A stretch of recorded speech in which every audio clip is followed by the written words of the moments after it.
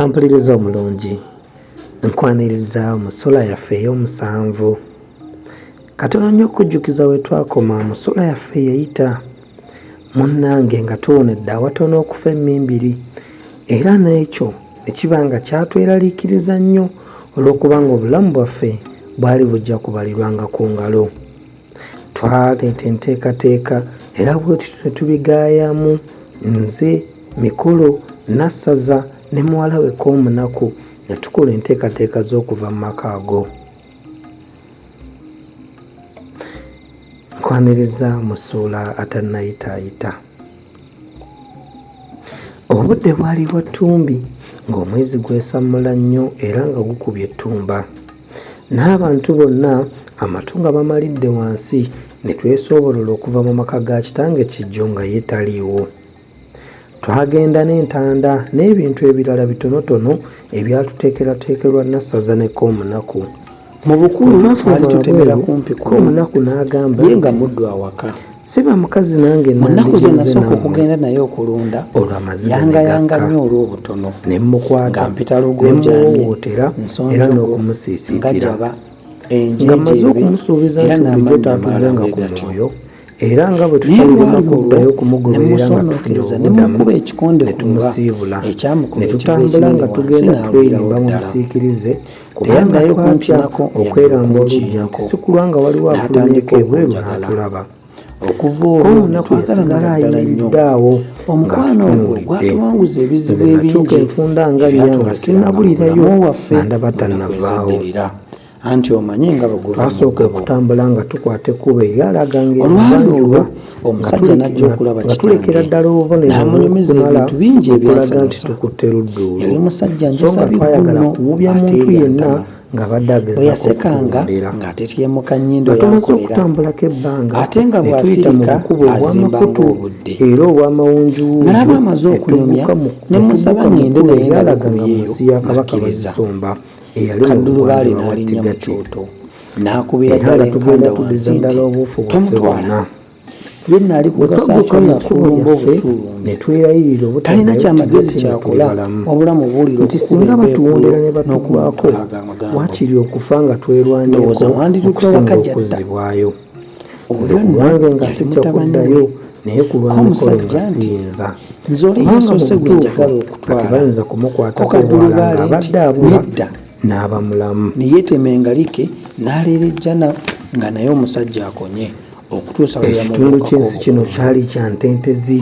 kitange newankubadde nga yali amaze okusikiriza bwe yalaba mukazi we ng'aswakidde ebitundu ebimu twakukanga mu bisinde by'ensolo ebikuukutivu ekkubo ery'okugenda naye ne lusulwamu emiswanvu. Ebitundu ebimu twakukanga mu bisinde by'ensolo ebikuukutivu ebyenkalakkalira ate oluusi ne tuzigwako wayiseewo ennaku nga ttaano obanga zaakayita. omusajja amaze okugenda obudde bwe bwatuuka mu makola g'ebyeggulu ku lunaku olwasooka twasanga batuserekedde akamere kannyinkuuli kati ng'enve zange bazitadde mu kibyokwali ne tutindira bulungi amatabi n'ebibowabowa nga bansitula nti mu nnyonjo yaffe eyo nga sinnatandiikiriza kukoza omuntu bwe twamala okunaabako mu kagga okwegobako akagwegweri olw'okwekanga ennyo tusumulula entanda yaffe eyaliko gonja omwengevu omufumbo omukazi amagye ag'enkogola n'ebikongo olwo amatama ne gatandika okufuna ebikonde. Okubyuka okwali okwekiyita mu lujja nga kuwedde ne tukuma ebyoto okwetoolooza omuti tulyoke tukangise ensolo nga tulinnye mu nnyonjo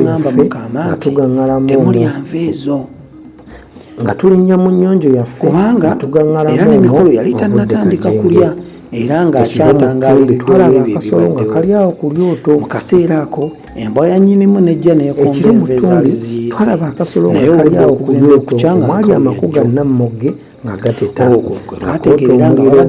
naye obunyonyi okugenda okulegesa nga kamaze mudde musolo kagenda kimpoloozi nga bwe kajja. okumanya nga yali mwegendereza okugenda okuvaayo enjuba okugenda okuvaayo nga twayambalagadde ddala olugendo lwaffe anti koonooweeka. kigambo kimu kyokka nti obudde buba bukaze bulungi ne tusanga ensolo bbiri nga zibwamye olwo tusala amagezi ag'okuva mu kifo ekyo mpozi zaali zitengana singa tubeera mu maka ago emu yali efaanana ng'embwa, endala ng'obulago bwayo bwonna busakaatidde endala ng'obulago bwayo bwonna busakaatidde n'ebijwenge ebyakunukirira. ye n'atasiima kirowoozo ekyo zaatuwulira ne zimaguka ne ziyimirira, naye ne zirabika nga zaawanamira ne zitutunuulira nga naffe tuyimiridde buyinja. Emu ku zo teyawuyisa n'efugulamu, naye bwe zaalaba nga fembi tekulyagala kweggwera nazo mu lyanyi ne zitutunuulira ekijajama ne zikunnumba ne zigenda. okugenda mu nsi bulyambwa gye nawulira omusajja anyumyako. Nze namanya luvannyuma nasaza n'akomba kwelima nti nedda siraba kibatwala abaana bange. twatambulira ennaku ttaano namba nga tetulabye munnammwe oyo okw'omunaku anaasigalawo ku ng'emmere yaffe etandise okukeewa era nga n'oluyala lutandise okutusakata.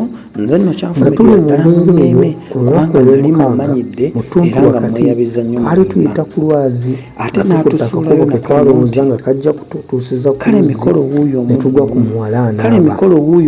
yali mumyufu ng'ettungulu ng'alina enviiri empanvu zirondose. gye twafuluma ye tebagenda kudda amabega. bwe yamala okunaaba n'atuulwa ku lwazi neefuulukuula era nga nseka amagye mu lukufu nti kale tetugenda. Mikolo ye n'agugubira ku nteesa yaffe yasooka n'agamba nti nga tumaze okugayagaya mu nsonga zaffe ffenna awamu abana, naye okugenda okutenya n'okuzibula ng'abulidde ku lwazi awo ng'akaluzi gwali musamba gwa mu kitundu ekyo. olunaku ne tulonda omwezi bwalungiwa olunaku awo twavaawo nga tuteddeyo ekitalo ne tugenda nga tuseeyangira mpola. olunaku olwo twasula njala ng'emmere gye twali tusigaza tugikasuse ku lwazi omusamba we gwawulira. tuba tutambuddeko akaseera ekkubo ne tutaataagana ne tubulubuuta ne tukamala. bye twagwikirizanga bye twalyanga. nzijukira olunaku lwe twasiibirira era ne tusulirira obukanso n'enkenene. olulala ne tusiibirira akakwale ne tusulirira ebitaaguuju bye twalonda empologoma zimaze okweggwera. ku lunaku olw'ekkumi ne tugguka ku kkubo lyaffe, wamma ggwe ne tusekera mu kikonde. naye tuba twakalisirikiramu bwe tuti ne tusisinkana n'omusajja nga naye alaga eri mu maaso gye tulaga. ye teyatuwuuna so naffe tetwamunyega. yatambula ng'anyaamuuka bunyaamuusi era ng'alabika ng'eyaliko omulangira Ssegaamwenge. olwo ye yali atukulembedde. bwe twatuuka mu kagga ye n'asigala ng'anaaba ebigere, ffe ne tumuyisa ne tugenda mu maaso. tuba tumalako olubirabira ne tulaba embogo bbiri zikabeddwa nga zigalamidde mu kisiikirize ky'omuti zitunudde eri. Mikolo n'ambuza kye tunaakola okuziyitako ne kimbula. tuba tuli awo tutongojjedde ne nzijukira omusajja omu bye yambuulira ku nsolo z'omu nsiko. yagamba nti bwe ziba nga tezinnakulaba gwe n'oziraba, ky'okola kwe kuwa matuka n'oziwewenyulamu obuswanyu. bwe zisituka wansi zonna ziduma budumi kuba tezimanya kiriwo. naffe bwe twakola, twawa matuka bunnambiro we twali akataayi okugenda okusala oluggya nga tuli bukwata. Mikolo emu agiridde obuti bubiri, nange eyange ngitimpuddemu akatittiriri. okuwa wamuka wansi zaatulaga mikira ng'enseko zitta. mu kaseera ako omusajja we yatuyitirako nga zitukunya, naye bwe waayitawo akaseera naffe ne tumugwa mu buwuufu. tuba tumusemberera ne tumulengera ng'alinga alina kye yeekengera ne tuyimirira. twagenda okulaba ng'agalamira. tuba tukyasamaaliridde nga teriri busanga mu maaso gye twali tulaga efulumye y'emboga eyakula n'egangayira, anti amayembe gonna nga gagisibaganye. naffe ne tugalamira ne tulambaala ng'abafudde. twalowooza nti waliwo emboga emu kazzi nga ziri bbiri. bwe zaalaba nga tezitulaba ne zijja nga zitunoonya. bwe zaatuggukako ne zituwunyako ate ne zidda awo ku bbali ne zigalamira ne zituteega. omusajja yalaba akanyego kalamuddwa akasiriikirira okumala akaseera, n'ayimusa ku mutwe alabe obanga wonna kiri mulaala. aba atuula kazzi ng'emboga eri awo obwedde gamuyegese. yo kwe kunaawuuka eri ng'enjuki n'emutunga ejjembe mu mbiriizi n'emusitula n'emusinsimulira mu bbanga n'emutujja ennume y'ekigwo n'emuviiramu omulundi gumu n'emulinnyirira. Kitaawe yakaabamu omulundi gumu gwokka ne lumalamu amazzi naye yafiira mu bulumi obutayogerekeka. Olwo ate akasiriikiriro ne kaddawo buto. Naye nalaba wayiseewo ebbanga eggwanvu ddala nga mpaawo kakuba ne njagala nsitule ku mutwe ndabe obanga embogo zigenze. Saalwa ne mmagala z'omutwe nga wonna kye. Kwe kutuula ne mmagaamaga nga siraba mbogo ne nsituka. Mba nsituka ne mpulira Mikolo ng'aleekaana nti gwa ofa. Okukyuka nti ng'embogo eri kumpi nnyo okuntuukako ejja bukula. Ne neewuutula kyabugazi ne ngiringita ne neevundika ereme kunsogga nga ndaba. Olwo nno ng'embuuse. Bwe yadda ne nsenzesa ejjembe wansi w'olubuto lwange era ensitula ne ngiringita ne ndivaako. Ne nkola bwe nti emirundi 3 naye ku mulundi ogwokuna ne ndaalira ku kikolo ky'akati. Yagamba nti weebale n'emberula n'eryoka enkasuka mu bbanga. Neetega amayembe gaayo ng'erindirira nzire ng'etonnyeko ga nkola ogwawa lugali. Naye nno ne kigibuukako. Yakanda kutega mayembe na kulindirira mbunzira nga buwerere nze nfuuse musu gw'ekanyanya mugenzi tazze. Tekuba kutya na nsisi nandikubye n'enkwawa anti embogo bwe yankasuka waggulu nagwa ku matabi g'obuti agaali gaboyeddwa ebibowabowa n'ebbombo ne ngalamira okwo bugazi nga siyinza kwenyeenya oba okwekyusa olw'okutya okusimattuka okugwa wansi. Enjuba yali eri ku ggulu eryetadde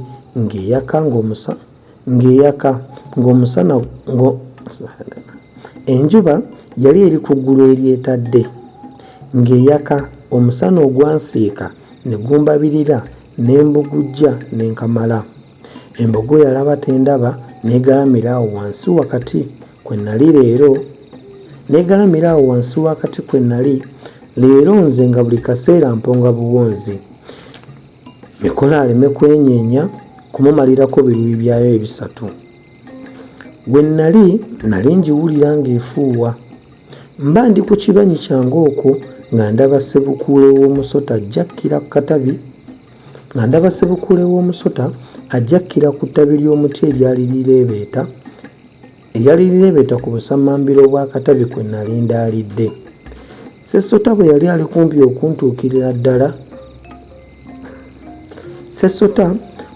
kumpi okuntuukira ddala ku makoola ag'oku busanso bw'ettabi ne yeezinga amakata n'asirika. Olwo nno n'asigalira kutongeza nnimi. Nga wayiseewo ekiseera ng'omuntu kyatambuliramu akatalatala akatonotono n'akamalako, oba gaali maanyi ga mpewo eyakunta, oba akatabi ke kaatendewalirwa obuzito bw'eryekalungu ne simanya.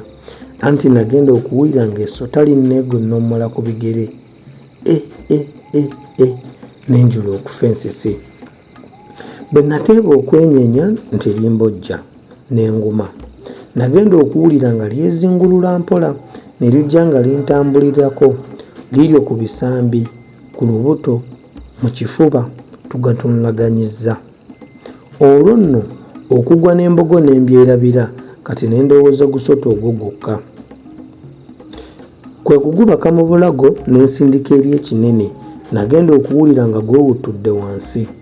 Eyo gye gwalaga mpozi yali embogo ey'okubiri. Mpozi yalaba gugirumba n'eyota kubanga nawulira akabuguutano ng'edduka. Nze olw'okwenyeenya ennyo nga nsindika ogusota ate nga n'ebibowabowa byayidde dda byo kwe kwesenda ne bimpa ekyanya. Wamma ggwe ne ŋŋenda yiriiri okugenda okuwummula nga nekkase ku mugongo gw'embogo.